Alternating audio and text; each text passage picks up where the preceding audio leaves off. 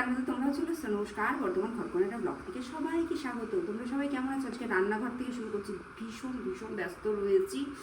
কেন ব্যস্ত রয়েছি সরি কেন ব্যস্ত রয়েছি সেটা দুদিন পরে জানতে পারবে। আজকে খুব একটা বেশি তাম ঝামের রেসিপি আমি দেখাতে পারছি না। যেটা আজকে আমি বাড়িতে খাবো, মানে খুব সিম্পলভাবে সেটাই করব। জাস্ট এটা গরম হতে লাগুক, দেখ বলছি আজকে রেসিপিটা কী। প্যানটা গরম হয়ে গেছে। ও হ্যাঁ, রেসিপিটার নাম হলো কাঁঠালের দানা মাখা। ঠিক আছে, আমার ভীষণ ভীষণ প্রিয় একটা খাবার। এরকম একটা পদ যদি থাকে গরম ভাতের সাথে আর কিচ্ছু লাগবে না।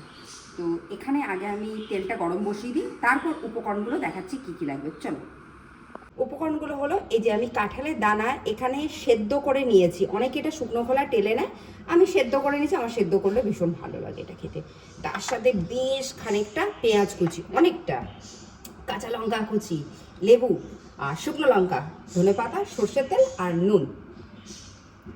কিছু মাখা মানেই তো সর্ষের তেল ছেড়ে বিকল্প কিছু নেই।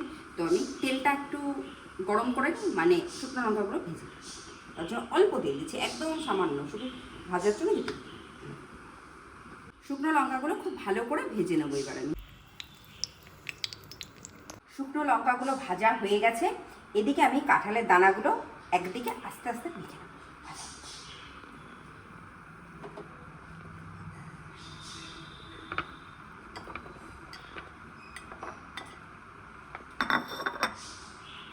কাঁঠালের দানাটা খুব ভালোভাবে আমি হাতে মেখে নিয়েছি। এবার আমি পেঁয়াজটা লঙ্কাটা মাখবো। এটা আমি একটু সাইডে রাখছি। বেশ খানিকটা পেঁয়াজ কুচি, বেশ খানিকটা হলে বেশ অনেকটা। মাখা টাকাতে একটু পেঁয়াজ না হলে ভালো লাগে। আচ্ছা হ্যাঁ, আরেকটা কথা যেটা বলা হয়নি, এর ভেতরে কিন্তু অনেকে রসুন কুচি ব্যবহার করে, আমি কিন্তু করিনি। আর পেঁয়াজের সাথে এবার আমি নুন দিচ্ছি বেশ খানিকটা। এর সাথেই দেবো, না এখন এটা না, পরে সরি, কুচনো কাঁচা লঙ্কা। এবার এটাকে আমি খুব ভালোভাবে হাতে মাখবো। তারপর দেবো শুকনো লঙ্কা ভাজা। শুকনো লঙ্কাটাও ভালো করে মাখতে হবে। এসব মাখা ঠাকা হাত দিয়ে না হলে কি স্বাদ হয়? যতই গ্লাভস পরে যাই করি না কেন, হাতের একটা স্বাদই আলাদা। ভর্তা মানে মাখা মানে হাত একদম। এবার আমি লেবুগুলো রস করে দিয়ে দিচ্ছি। আমি এখানে 2টো লেবু নিয়েছি। এই সব লেবুগুলো আমি রস করে দিয়ে দিচ্ছি। এবার আমি কাঁঠালের দানাটা যে মেখে রেখেছিলাম এখানে মাখা, মানে এবার আমি এটার সাথে খুব ভালোভাবে দেখে মনে হচ্ছে পেঁয়াজ কুচিটা অনেকটা বেশি, তো কিন্তু না, মাখার পর দেখবে সেটার বেশি মনে হবে না। এবার আমি ধনেপাতা কুচি দিচ্ছি। মাখা মানেই ধনেপাতা, আর বেশ খানিকটা সর্ষের তেল।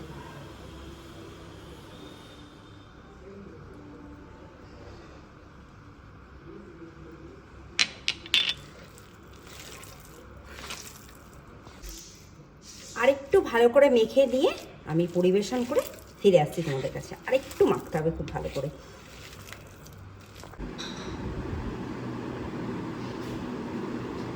তৈরি হয়ে গেছে কাঁঠালের দানা মাখা।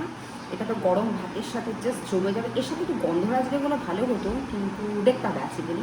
যাই হোক, আজকের রেসিপিটা, আজকের ভিডিওটা যদি তোমাদের ভালো লেগে থাকে, তোমরা অতি অবশ্যই চ্যানেলটা সাবস্ক্রাইব করো, শেয়ার করো, লাইক করো, প্রচুর প্রচুর কমেন্ট করো। আর এই অবস্থা দেখে খারাপ কিছু ভেবো না, প্রচণ্ড গরম পড়েছে, তার মধ্যে খুবই ব্যস্ত রয়েছে, খুব মানে খুবই। তো চলো